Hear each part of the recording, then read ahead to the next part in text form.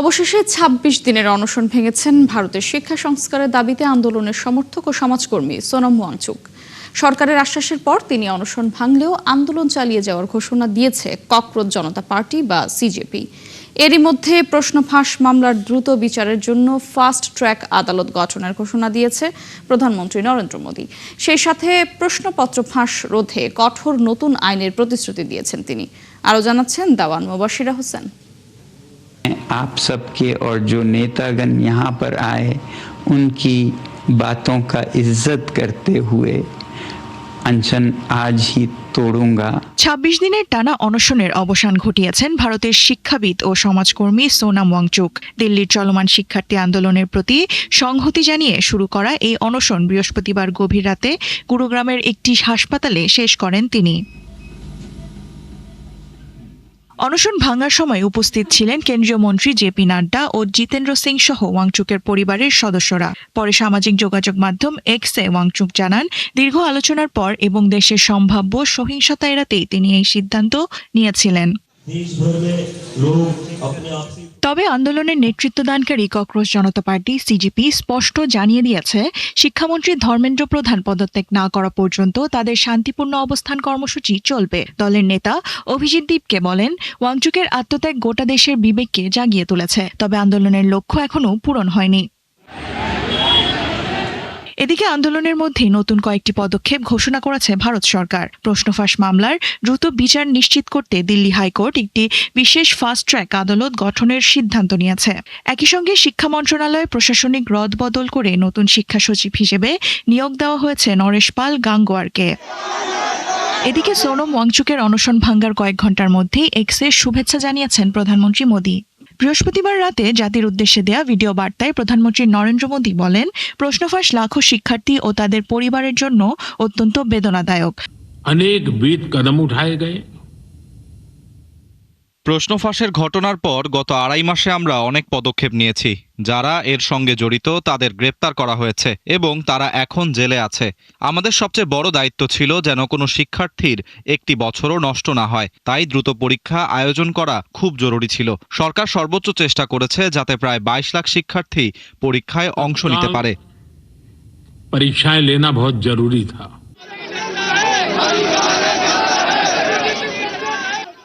আন্দোলনের অচলাবস্থা নিরসনে শুক্রবার সরকার ও ককরোচ জনতা পার্টির মধ্যে বৈঠক হওয়ার কথা রয়েছে। সিজেপির একটি প্রতিনিধি দল সরকারের কয়েকজন মন্ত্রীর সঙ্গে আলোচনায় বসবে।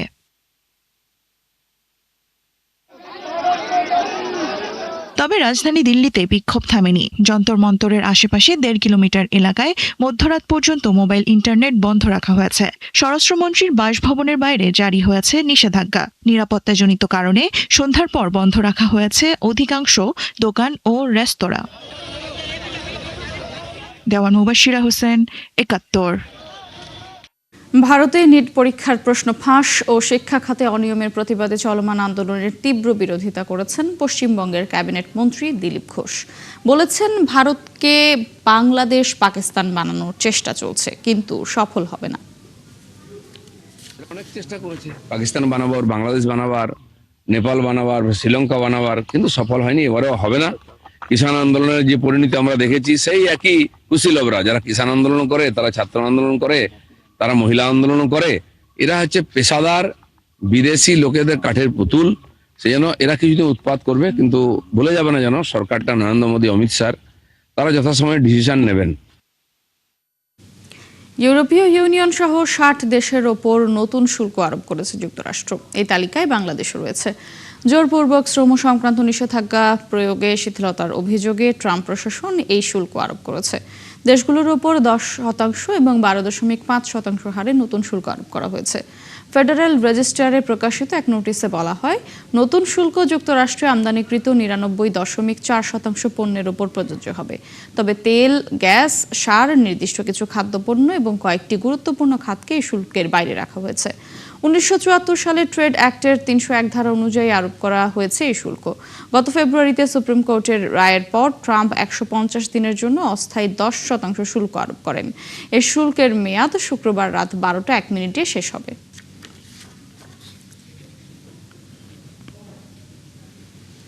দাবানলে পড়ছে ইউরোপের বিভিন্ন দেশ। ইতালি, ফ্রান্স ও স্পেনের বিস্তীর্ণ অঞ্চলে দাবানল ছড়িয়ে পড়েছে। আগুন থেকে বাঁচাতে নিরাপদে সরিয়ে নেওয়া হয়েছে হাজারো মানুষকে। দাবানল নিয়ন্ত্রণ করতে গিয়ে নিহত হয়েছেন ফায়ার সার্ভিসের 3 সদস্য। কয়েকদিন ধরে দাবানলে চলছে ইতালির সিসিলি দ্বীপ। সেখানে দাবানল নিয়ন্ত্রণে ফায়ার সার্ভিসের প্রায় 6000 সদস্য, বনরক্ষী ও দুর্যোগ ব্যবস্থাপনা কর্মকর্তারা কাজ করছেন। আগুন নেভাতে গিয়ে সেখানে একজন ফায়ার সার্ভিস সদস্য মারা গেছেন বলে জানিয়েছে ইতালি সরকার। এদিকে ফ্রান্সের বোর্দো এলাকার কাছে পাইন বনে দাবানল ছড়িয়ে পড়ায় 10,000-এর বেশি পর্যটককে নিরাপদ জায়গায় সরিয়ে নেওয়া হয়েছে। এদিকে স্পেনের রাজধানী মাদ্রিদের দক্ষিণে বড় একটি দাবানল নিয়ন্ত্রণের চেষ্টা চলছে। ইউরোপীয় স্যাটেলাইট ব্যবস্থা EFIS জানিয়েছে 2026 সালে এরই মধ্যে ইউরোপের যে পরিমাণ এলাকা দাবানলে পুড়েছে তা গত 20 বছরের মধ্যে দ্বিতীয় সর্বোচ্চ।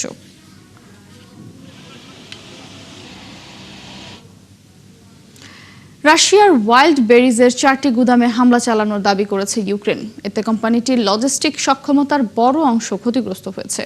রয়টার্স জানিয়েছে রাশিয়ার ইলেকট্রোস্টাল শহরে ওয়াইল্ড বেরিজের একটি গুদামে হামলায় ক্ষয়ক্ষতি হয়েছে। ইউক্রেনের দাবি রুশ সামরিক বাহিনীকে সহায়তা করায় কোম্পানিটির 4টি গুদামে হামলা চালানো হয়। তবে ক্রেমলিন এই অভিযোগ অস্বীকার করে জানিয়েছে ওয়াইল্ড বেরিজ সামরিক সরঞ্জাম পরিবহনের সঙ্গে জড়িত নয়। রুশ গণমাধ্যমের তথ্য বিশ্লেষণে বলা হয়েছে সাম্প্রতিক হামলায় কোম্পানিটির প্রায় 10% লজিস্টিক সক্ষমতা ক্ষতিগ্রস্ত হয়েছে। যদিও ক্ষয়ক্ষতির পরিমাণ নিয়ে আনুষ্ঠানিক মন্তব্য করেনি ওয়াইল্ড বেরিজ। ইরানের বিভিন্ন লক্ষ্যবস্তুতে টানা 13তম বার রাতের মতো হামলা চালিয়েছে মার্কিন সামরিক বাহিনী। এতে দেশটির বেশ কয়েকটি অঞ্চলে বিস্ফোরণের শব্দ শোনা গেছে। ইরানি গণমাধ্যম জানিয়েছে আহভাজের কাছে মার্কিন ক্ষেপণাস্ত্র হামলায় 4 জন নিহত ও 5 জন আহত হয়েছেন। অন্যদিকে জর্ডান ও কুয়েতের মার্কিন ঘাঁটিতে পাল্টা হামলা চালিয়েছে ইরান। এদিকে ইরানে আরও বড় ধরনের আক্রমণের হুমকি দিয়েছেন মার্কিন প্রেসিডেন্ট ডোনাল্ড ট্রাম্প। বিস্তারিত মনিরুজ্জামান বাবুর প্রতিবেদনে। থেমে নেই ইরান যুক্তরাষ্ট্র পাল্টাপাল্টি হামলা। মার্কিন সামরিক বাহিনীর সেন্ট্রাল কমান্ড সেনকম এক বিবৃতিতে জানিয়েছে তারা ইরানের সামরিক কমান্ড সেন্টার, ড্রোন সংরক্ষণাগার, যোগাযোগ নেটওয়ার্ক সহ বিভিন্ন স্থাপনায় হামলা চালিয়েছে। ইরানি গণমাধ্যম জানিয়েছে আহবাজের কাছে মার্কিন ক্ষেপণাস্ত্র হামলায় বেশ কয়েকজন হতাহত হয়েছেন। এছাড়া খোরামবাদ ও বন্দর আব্বাস শহরে চালানো পৃথক হামলায় কয়েকজন আহত হয়েছেন। এছাড়া ইরানের দক্ষিণাঞ্চলে কেশম দ্বীপেও বিস্ফোরণের খবর পাওয়া গেছে। মার্কিন সামরিক বাহিনী দাবি করেছে সাম্প্রতিক সময়ে IRGCর হামলার পরও আন্তর্জাতিক নৌ চলাচলের জন্য হরমুজ প্রণালী উন্মুক্ত রয়েছে। যুক্তরাষ্ট্রের সামরিক সহায়তায় বাণিজ্যিক জাহাজগুলো এখনও অবাধে এই প্রণালী দিয়ে চলাচল করছে। তবে IRGC বলেছে হরমুজ প্রণালীর নিয়ন্ত্রণ তাদের হাতেই আছে।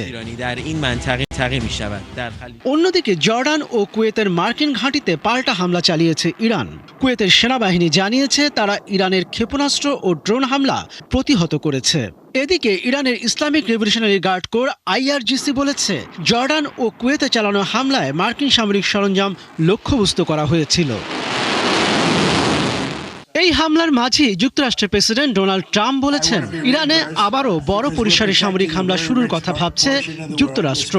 এই হামলা অপারেশন এপিক ফিউরি নামে প্রথম দফা চালানো হামলার চেয়েও বড় হতে পারে। তবে ট্রাম্প জানান তিনি এখনও এই বিষয়ে চূড়ান্ত সিদ্ধান্ত নেননি। অন্যদিকে ইরানের পররাষ্ট্রমন্ত্রী আব্বাস আরাকচি বলেছেন বিবেচনাহীন আগ্রাসন চালালে যুদ্ধ অবসানের চুক্তির জন্য ট্রাম্পকে আরও চড়া মূল্য দিতে হবে। মনিরুজ্জামান বাবু, একাত্তর। যুক্তরাষ্ট্র ও সৌদি আরবের বহুল আলোচিত বেসামরিক পরমাণু সহযোগিতা চুক্তিতে নতুন শর্ত দিয়েছেন মার্কিন প্রেসিডেন্ট ডোনাল্ড ট্রাম্প।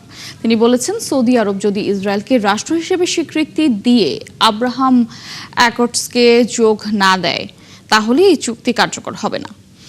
যদিও যুক্তরাষ্ট্র বলছে এই চুক্তি শুধু শান্তিপূর্ণ উদ্দেশ্য করা হয়েছে, তবে এটি নিয়ে ইতিমধ্যে শুরু হয়েছে নানা বিতর্ক। বিস্তারিত জানাচ্ছেন দেওয়ান মোবাশ্বির হোসেন। চুক্তি ঘোষণা হতেই নতুন শর্ত। মার্কিন প্রেসিডেন্ট ডোনাল্ড ট্রাম্প জানিয়েছেন সৌদি আরব ইসরায়েলের সঙ্গে সম্পর্ক স্বাভাবিক করে আব্রাহাম অ্যাকর্ডসে যোগ দিলেই কেবল বেসামরিক পরমাণু সহযোগিতা চুক্তি অনুমোদন পাবে। হোয়াইট হাউসও স্পষ্ট করে বলেছে সৌদি আরব এই শর্ত না মানলে পুরো চুক্তি বাতিল হবে। চুক্তির উদ্দেশ্য হল সৌদি আরবকে বেসামরিক পরমাণু বিদ্যুৎ কর্মসূচি গড়ে তুলতে সহায়তা করা, অর্থাৎ পরমাণু শক্তি ব্যবহার করে বিদ্যুৎ উৎপাদন করা। এজন্য যুক্তরাষ্ট্রের কোম্পানিগুলো সৌদির পরমাণু জ্বালানি খাতে কাজ করবে। তবে চুক্তিটি কার্যকর হওয়ার আগে মার্কিন কংগ্রেসের অনুমোদন প্রয়োজন। চুক্তি ঘোষণার পর আলোচনা শুরু হয়েছে ইউরেনিয়াম সমৃদ্ধকরণ নিয়ে। কয়েকটি মার্কিন সংবাদ মাধ্যম জানিয়েছে সৌদি আরবকে নিজ দেশে ইউরেনিয়াম সমৃদ্ধ করার সুযোগ দেওয়া হতে পারে। তবে ট্রাম্প এই দাবি অস্বীকার করে বলেছেন কোনো ধরনের ইউরেনিয়াম সমৃদ্ধকরণ হবে না। তার দাবি, এই চুক্তি শুধু শান্তিপূর্ণ বেসামরিক পরমাণু কর্মসূচির জন্য। ইউরেনিয়াম সমৃদ্ধকরণ বিদ্যুৎ উৎপাদনের জন্য ব্যবহার করা যায়, তবে একই প্রযুক্তি উচ্চমাত্রায় ব্যবহার করলে পরমাণু অস্ত্র তৈরির পথও খুলে যেতে পারে। তাই বিষয়টি নিয়ে উদ্বেগ প্রকাশ করেছেন বিশেষজ্ঞরা। তাদের আশঙ্কা, এমন সুযোগ মধ্যপ্রাচ্যে নতুন অস্ত্র তৈরির প্রতিযোগিতা তৈরি করতে পারে। দেওয়ান মুবাশিরা হোসেন, ৭১। মে মাসের পর এই প্রথম বিশ্ববাজারে অপরিশোধিত তেলের দাম ব্যারেল প্রতি $100 পৌঁছেছে। মধ্যপ্রাচ্যের চলমান সংঘাতের কারণেই এই পরিস্থিতি তৈরি হয়েছে বলে জানিয়েছেন বিশেষজ্ঞরা। বিবিসি জানিয়েছে, গত কয়েকদিনে ইরানের ওপর হামলা বাড়িয়েছে যুক্তরাষ্ট্র। এরপর থেকেই তেলের দাম বাড়তে শুরু করে। এর ধারাবাহিকতায় বৃহস্পতিবার বিশ্ববাজারে ব্রেন্ট ক্রুডের দাম 6% বেশি বেড়েছে। গত সোমবার হুথি বিদ্রোহীরা সৌদি আরবের ওপর একটি নৌ অবরোধ আরোপ করে। তখন ধারণা করা হয়েছিল এই অবরোধের জেরে বাব আল মানদেব প্রণালী পুরোপুরি বন্ধ করে দিতে পারে তারা। তবে বাব আল মানদেব বন্ধ না করলেও হুথিরা লোহিত সাগরে তেলের ট্যাঙ্কারগুলোতে হামলা চালিয়ে যাচ্ছে। এই রুট ব্যবহার করেই মূলত সৌদি আরব হরমুজ প্রণালী এড়িয়ে তেল রপ্তানি করে আসছিল, কিন্তু এখন রুটটি হুমকির মুখে পড়েছে। ফলে নতুন করে তেলের দাম বেড়ে গেছে। অধিকৃত পশ্চিম তীরের সালিম গ্রামে ফিলিস্তিনিদের কৃষি জমিতে আগুন দিয়েছে ইসরায়েলি বসতি স্থাপনকারীরা। বৃহস্পতিবার নাবলুসে ইসরায়েলি বাহিনীর গুলিতে 2 ফিলিস্তিনি নিহতের জেরে সংঘর্ষ হয়। তখনই জমিতে আগুন দেয় ইসরায়েলিরা। ইসরায়েলি সেনাবাহিনী জানিয়েছে, বৃহস্পতিবার সকালে এক ফিলিস্তিনির ছুরির হামলায় আহত হন এক ইসরায়েলি নাগরিক। এরপর সেনাবাহিনীর গুলিতে নিহত হন 2 ফিলিস্তিনি। এই নিয়ে 2 পক্ষের মধ্যে সংঘর্ষ শুরু হয়। এক পর্যায়ে ফিলিস্তিনিদের কৃষি জমিতে আগুন ধরিয়ে দেয় ইসরায়েলিরা। ব্রিটেনের অভিবাসন নীতিকে শিথিল করে একটি ন্যায়ভিত্তিক অভিবাসন নীতি উপহার দেবে নতুন প্রধানমন্ত্রী অ্যান্ডি বার্নহাম, এমনটাই প্রত্যাশা বাংলাদেশি কমিউনিটির। তারা চান লেবার সরকারের ব্যর্থতা কাটিয়ে উগ্র ডানপন্থীদের উত্থান ঠেকানো হবে এমন নতুন একটি রাষ্ট্র। প্রধানমন্ত্রীও দায়িত্ব নেওয়ার পর প্রথম ভাষণে রাজনৈতিক স্থিতিশীলতা ফিরিয়ে এনে এবং জীবনযাত্রার মান উন্নয়ন করে জনগণের আস্থা অর্জনের প্রতিশ্রুতি দিয়েছেন। বিস্তারিত আরিফ মাহফুজের রিপোর্টে।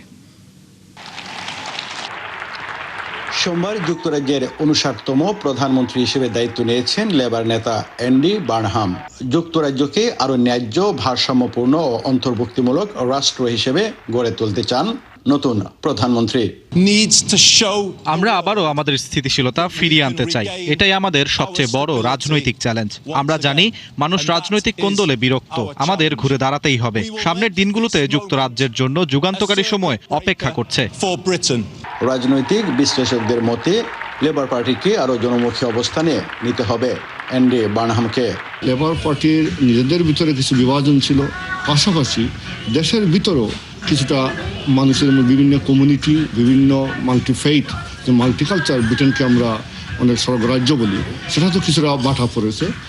আমরা মনে করি নতুন প্রাইম মিনিস্টার যে কমিউনিটি কোহিশন, মাল্টিকালচার, মাল্টিফেইথ যে সেক্টরগুলো আছে সেখানেও আরও তার ভূমিকা জোরদার হবে। তবে যুক্তরাজ্যের উগ্র ডানপন্থীদের উত্থান ঠেকানো, জীবনযাত্রার মান উন্নয়ন, অর্থনৈতিক উন্নয়নই হবে নতুন প্রধানমন্ত্রীর জন্য বড় চ্যালেঞ্জ।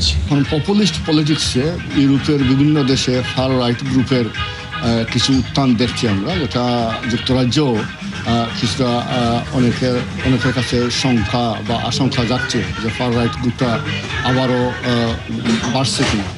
সেই হিসাবে লেবার পার্টির নেতৃত্ব পরিবর্তনটা খুবই প্রয়োজন ছিল। নতুন ম্যান্ডেট ছাড়া প্রধানমন্ত্রীর দায়িত্ব নেওয়ায় বিরোধীরা ইতোমধ্যে তার বৈধতা নিয়ে প্রশ্ন তুলেছে। ফলে সামনে চাপ সামাল দিতে মধ্যবর্তী নির্বাচন প্রয়োজন হতে পারে বলে মনে করছেন অনেকেই। এখন বর্তমানে যে পরিস্থিতি, রিফর্ম ইউকে জনপ্রিয়তার শীর্ষে অবস্থান করছে, তিনি এসে মধ্যবর্তী একটি নির্বাচন দেওয়ার মতো সাহস এই মুহূর্তে করবেন বলে আমার মনে হয় না। কারণ মধ্যবর্তী নির্বাচন দিলে লেবার পার্টি যেই ভরাডুবি অবস্থার মধ্যে রয়েছে সেখান থেকে উত্তরণ ঘটার কোনো সম্ভাবনা নেই। বাংলাদেশি কমিউনিটির অনেকে আশা করছেন নতুন সরকারের অধীনে অভিবাসন আরও বাস্তবমুখী নীতি নিয়ে আসতে হবে। নতুন প্রধানমন্ত্রীর কাছে আমি একজন বাংলাদেশি ব্রিটিশ বাসিন্দা হিসেবে এটাই প্রত্যাশা রাখি যে এই দেশে অনেক কর্মসংস্থানের জন্য ইমিগ্রেশন আইনটি বা ইমিগ্রেশনের বিষয়গুলো একটু সহজভাবে দেখা দরকার। এখন দেখার বিষয় নতুন প্রধানমন্ত্রী তার ঘোষিত অঙ্গীকার কতটুকু বাস্তবে রূপ দিতে পারবেন, এমনটি প্রত্যাশায় রয়েছে ব্রিটেনের বহুজাতিক সমাজের মানুষ। আরিফ মাহফুজ, ৭১, লন্ডন।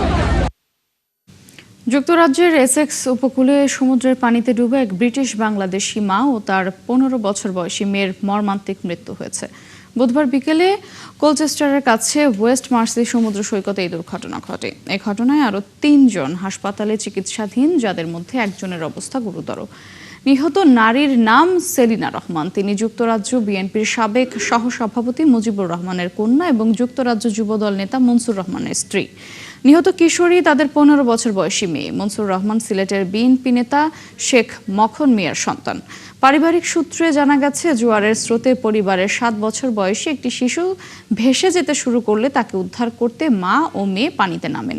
শিশুটিকে বাঁচানোর চেষ্টা করতে গিয়েই তারা দুজনই সাগরের প্রবল স্রোতে তলিয়ে যান। তবে এই ঘটনার কারণ সম্পর্কে পুলিশ এখনও আনুষ্ঠানিকভাবে বিস্তারিত কিছুই জানায়নি।